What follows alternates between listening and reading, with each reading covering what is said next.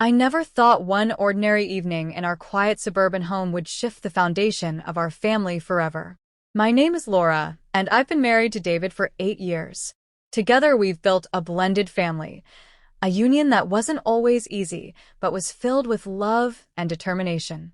David brought into our marriage a son from his first relationship, 16-year-old Ryan. I always thought of him as my own, though being a stepmother carries its own set of challenges. He was quiet, guarded, and often seemed to carry the weight of the world on his young shoulders. That evening, after dinner, David had gone out to meet an old college friend for coffee. I stayed behind to tidy up the kitchen, humming along with the sound of the dishwasher. The house was calm, except for the occasional creak from the old floorboards upstairs. I thought Ryan was in his room, working on his homework like he usually did. But when I went to check on the laundry in the hallway, I heard something that made me pause. A faint rustling sound, followed by the creak of a window. My heart skipped. Our neighborhood was safe, but mothers develop an instinct, a radar for anything unusual. I gently knocked on Ryan's door. No answer. I pressed my ear closer, and that's when I caught it, a whisper, not to someone but almost to himself. I pushed the door open, and what I saw made me freeze. Ryan wasn't doing homework. He was stuffing a small box into his backpack, his hands trembling. His face was pale, eyes wide when he realized I was standing there. "Ryan," I said softly, "what's going on?" He stuttered, his voice uneven. "Nothing. Just school stuff." But I wasn't convinced. He looked like he'd been caught with something far heavier than school assignments. "Ryan," I said again, this time more firmly, "you don't have to lie to me. What are you hiding?" He looked down, shoulders slumping, and for a long moment the room was silent except for the ticking of the old clock on his nightstand. Finally, he pulled the small box back out of his bag and held it out to me. My breath caught when I saw what was inside.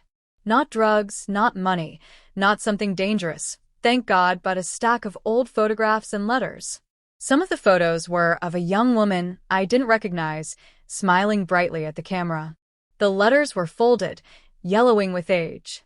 "Who is this?" I asked gently. Ryan's voice cracked when he replied, "It's my mom." I felt my chest tighten. Ryan's biological mother, Angela, had left when he was barely 6 years old. David rarely spoke about her, and Ryan almost never did. It was a silent wound in the house, one we all tiptoed around out of respect for his feelings. "I found these when I was looking through Dad's old boxes in the attic," Ryan said, tears threatening to spill. He told me she didn't care, that she walked away and never looked back. But these letters there to me.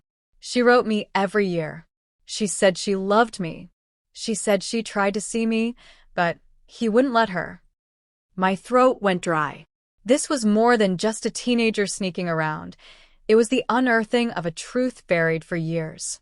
"Ryan," I whispered, reaching for his shoulder, "are you saying your dad kept this from you?" He nodded, his jaw trembling. I don't know who to believe anymore. The weight of his words hit me like a tidal wave. David, my husband, had always been loving, steady, a man I trusted completely. But could he have kept something this huge from his son? And if he had, why? I sat with Ryan on the edge of his bed, letting him cry, letting him pour out the confusion and anger he had been bottling up. He told me how he'd been sneaking into the attic for weeks, how he discovered not just one box but several, filled with Angela's letters. She had written every year, sometimes sending small gifts, drawings, cards, little trinkets. And every time, it seemed David had intercepted them. I didn't know what to say. My mind raced, torn between defending my husband and comforting the boy who trusted me with his pain. Finally, I told him the only thing that felt right. "Ryan, you deserve the truth. I promise you, we'll find out together." That night, I couldn't sleep. David returned home, cheerful and talkative, but I barely heard him. The words Ryan had spoken echoed in my head. Did David lie to protect his son? Or did he lie to protect himself? The next morning, I decided to confront him. After Ryan left for school, I sat across from David at the kitchen table, the box of letters between us. His smile faded instantly when he saw it. Where did you get those? His voice was sharp, almost panicked. Ryan found them, I said quietly. He knows, David. He knows you kept them from him. His hands clenched into fists on the table. Laura, you don't understand. Then make me understand. I shot back, my voice trembling. For a long moment he said nothing. Then he buried his face in his hands, sighing deeply. When he finally spoke, his words shook me. I was scared, he admitted. When Angela left, she was unstable. She was struggling with things I didn't want Ryan exposed to. Bad relationships, poor decisions, a lifestyle that wasn't safe. I thought I was protecting him by keeping her away. But the truth is, maybe I was also protecting myself. I didn't want to share him. I didn't want to risk losing him to her. The raw honesty in his voice broke me. He wasn't a villain, but he had made a choice that changed the course of his son's life. David, I whispered, you should have trusted Ryan with the truth. Now he feels betrayed. His eyes filled with regret. I know. I just didn't want to see him hurt. That evening, we sat down with Ryan together. It was the hardest conversation I'd ever been part of. David apologized, tears streaming down his face. He told Ryan everything, the fears, the mistakes, the choices he made out of love, but also out of fear. Ryan listened, silent at first, then broke down, torn between anger and relief. He didn't forgive instantly. Trust takes time to rebuild. But something shifted that night. For the first time in years, all of us were speaking the truth, no matter how messy or painful. Over the following weeks, we began to take steps forward.